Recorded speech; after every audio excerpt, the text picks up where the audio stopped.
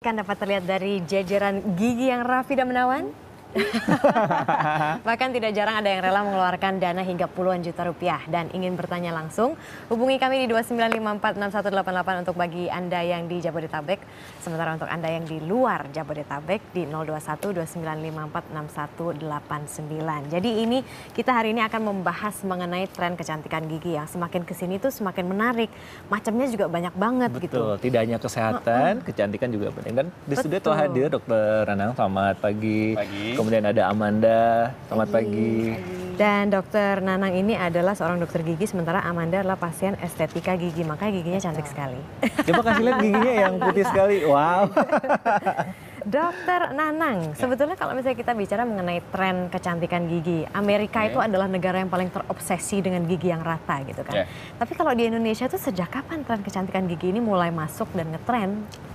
Sebetulnya trennya sudah sejak lama, tapi boomingnya itu mungkin sekitar 5 tahun terakhir ini sudah sangat booming. Jadi orang datang ke dokter gigi nggak hanya untuk masalah kesehatan, tapi juga sudah masalah estetik untuk kecantikannya. Kemudian berbagai macam kecantikan gigi selain bleaching apa saja ya yang kita ketahui? Banyak sebenarnya.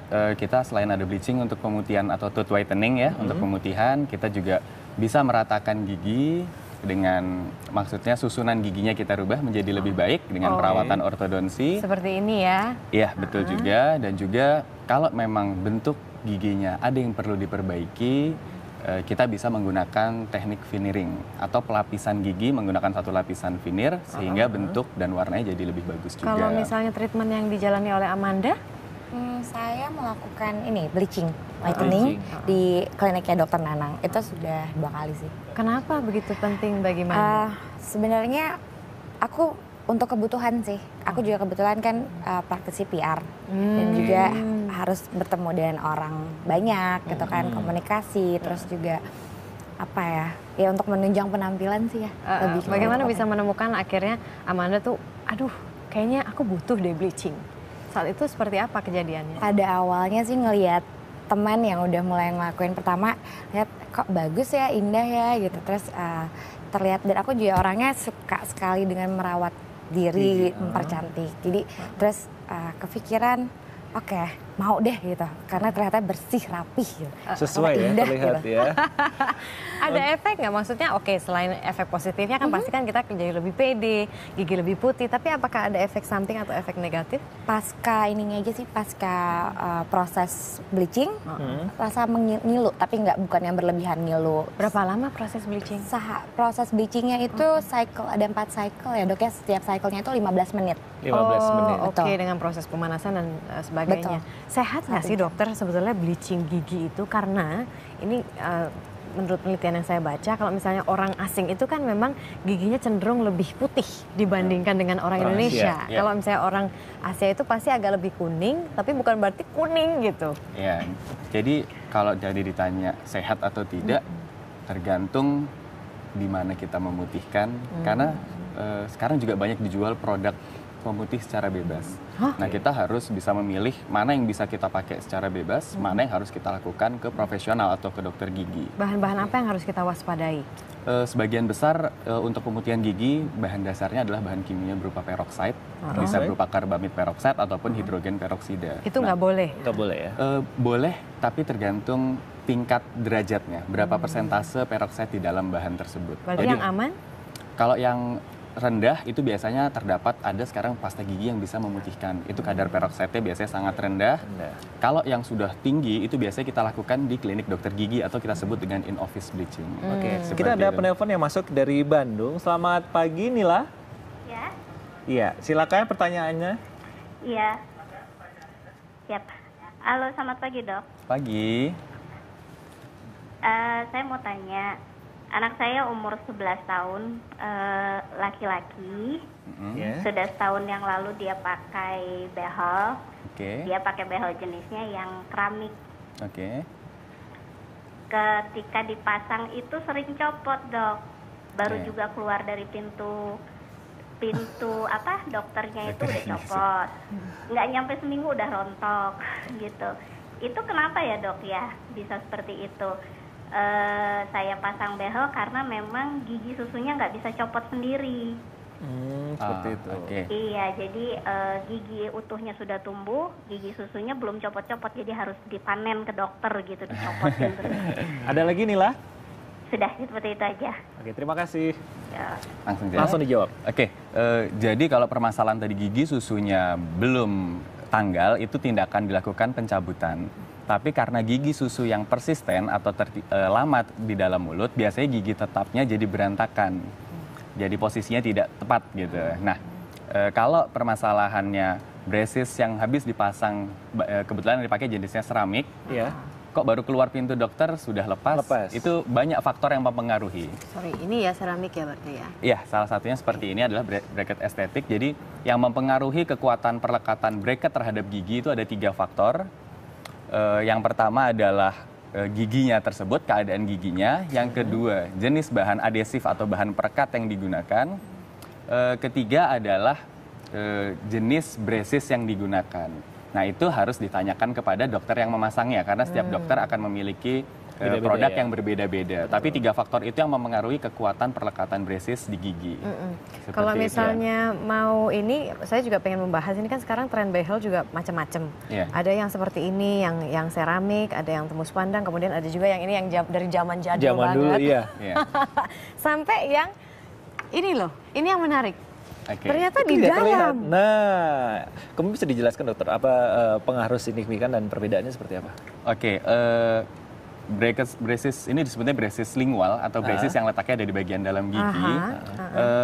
Dia memang kalau secara fungsi sama dengan braces yang biasa terlihat seperti ini.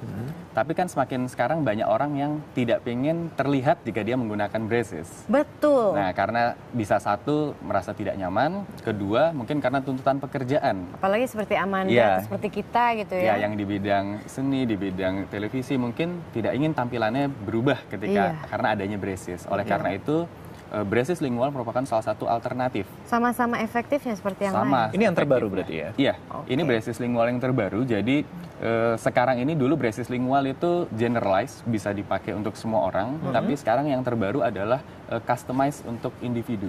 Maksudnya? Jadi benar-benar customized. Bukannya kalau misalnya dari dulu itu memang harus disesuaikan dengan posisi gigi, dokter? Betul, tapi karena bagian dalam gigi bentuknya lebih bervariasi, nah, oleh karena itu untuk mendapatkan hasil yang optimal, sekarang dibuat customized. Jadi sesuai ya dengan sesuai benar-benar. Misalnya Mbak Marisa ingin melakukan treatment, itu braces itu hanya bisa dipakai oleh Mbak Marisa, tidak bisa dipakai oleh orang lain. Sama seperti dengan kalau misalnya kita pakai braces yang di luar. Dan selain meratakan gigi dengan braces ini, ada juga tren yang namanya veneer.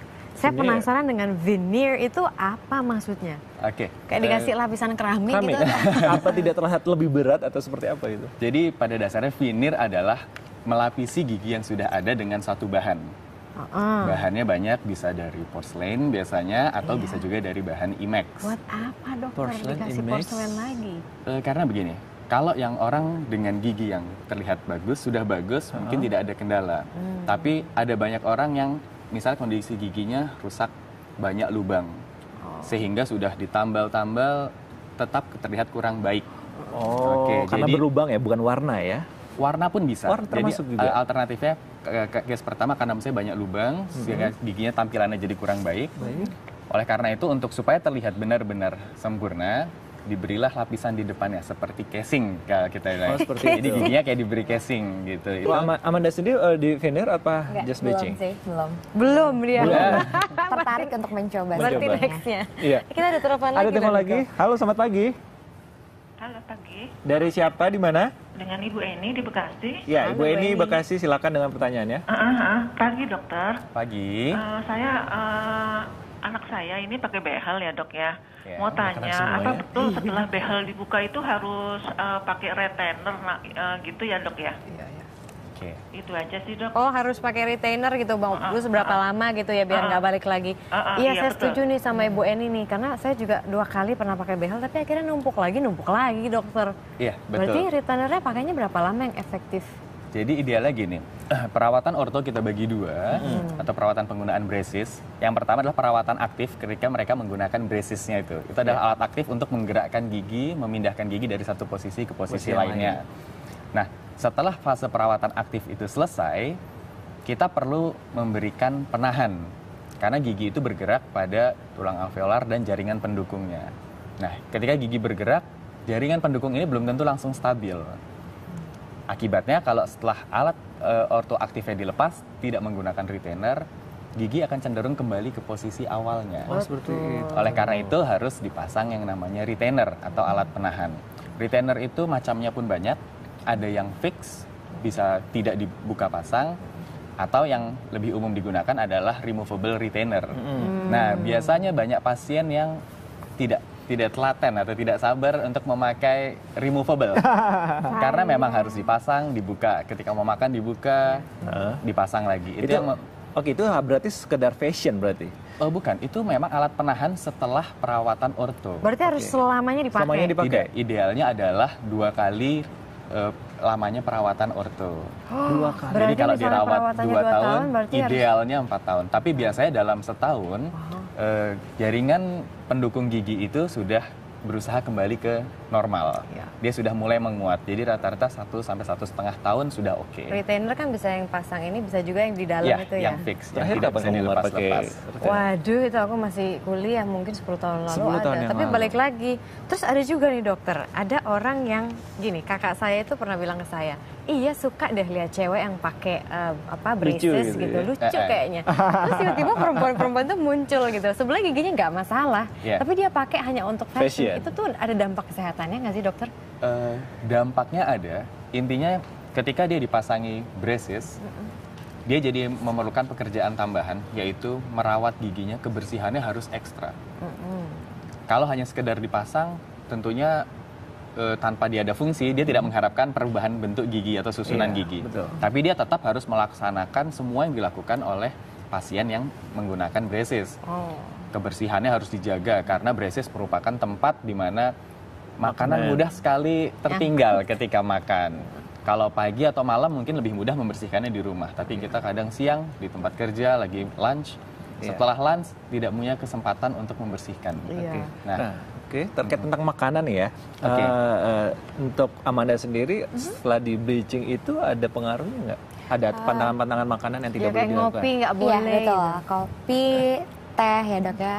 Kalaupun untuk makanan-makanan seperti kari juga kari karena kunyitnya memang iya betul sekali kari. Terus untuk bagi para wanita atau laki-laki yang merokok itu kayaknya sedikit pantangan ya, berpengaruh juga. Berpengaruh juga. Selain itu apa lagi ya dok? Udah sih. Emang begitu dokter? Makanan-makanan atau minuman tertentu memang mengaruh? Boleh tapi nggak terlalu banyak. Oke, jadi sebenarnya adalah seperti ini. Ketika kita merubah warna gigi seseorang dari warna A ke warna B, warna B di mana itu lebih putih, sesuai yang diharapkan. Nah, gigi itu nanti akan cenderung untuk kembali ke warna aslinya. Karena pewarnaan itu bisa dari intrinsik dari dalam giginya ataupun ekstrinsik yang dari luar, dari makanan, dan itu yang sangat mempengaruhi. Jika seseorang setelah melakukan tooth whitening, dia tidak menjaga makannya, tentunya akan mempercepat kembali ke warna awalnya. Tapi bukan berarti tidak boleh sama sekali. Silahkan, kita tidak bisa membatasi orang. Kalau saya habis kopi langsung gosok gigi gimana? Tetap kumur-kumur sebenarnya sangat dianjurkan. Sebenarnya tidak apa-apa, boleh saja. Yang fase kritisnya adalah biasanya 2 hari setelah tindakan, itu benar-benar banyak yang harus dihindari. Gitu. Kalau dari segi biaya, whitening itu range biayanya berapa sih dokter? Relatif ya kalau menurut saya biaya biaya sangat-sangat relatif. Sampai berapa? Karena ada beberapa metode, tapi kalau metode yang saya biasa gunakan seperti kepada Amanda ini, itu range-nya sekitar 600 sampai 800 US. 600 selama 1 tahun? Ya, sekali tindakan. 6 sampai 8 juta sekali tindakan? Terus perawatannya? Lord! Perawatannya kalau kayak Amanda, dia rutin 6 bulan sekali, tapi dia setahun dia 2 kali untuk pemutihan gigi ke saya. My goodness, terus ada lagi nih, saya juga penasaran kan veneer itu apa sih? Akhirnya saya dapatkan ininya, gambarnya. Jadi dulu ini orang ini punya gap segala macam, giginya tuh kayak kecil-kecil gitu. Terus dikasih veneer jadinya hasilnya seperti ini. Kalau misalnya perawatan veneer itu range harganya dari berapa ke berapa? Kembali lagi tergantung bahan ya. Kalau masalah harga menurut saya sangat-sangat relatif. Tapi kalau di klinik saya, 1 giginya sekitar 400 sampai 500 US 1 gigi. 1 gigi. Kalau misalnya orang dewasa punya gigi berapa yang harus diganti? Biasanya kan tidak seluruhnya di veneer. Biasanya di veneer ada yang untuk menunjang penampilan untuk di bagian depan. Jadi bisa sekitar untuk atas 6 gigi, mungkin bawah 6 gigi. Tapi kalau veneer perawatannya gimana? Veneer sebenarnya lebih tidak butuh perawatan, dalam artian karena dia benar-benar gigi itu diberi lapisan lain gitu loh, diberi lapisan. Lapisan itu biasanya sulit sekali untuk mengalami discolorisasi atau perubahan warna sehingga lebih long lasting. Berapa lama? Kalau nyikat biasa juga is okay. Bisa sangat lama sekali dibandingin bleaching. Tahun. Ya kalau bleaching itu biasanya setahun sudah kembali ke warna. Kalau veneer lebih lama lagi. Iya, cuman memang pasien yang menggunakan veneer jadi harus lebih berhati-hati karena giginya ada suatu lapisan baru. Tentu lapisan yang kita berikan tidak mungkin sekuat gigi asli. Jadi ketika proses mereka menggigit, mereka harus lebih careful. Oh gitu, ya udah itu pilihannya. Kalau misalnya mau cantik ya ada biayanya, tapi kalau misalnya mau makan enak ya nggak usah di veneer. Nah, oke terima kasih Dokter Nana, terima kasih Amanda.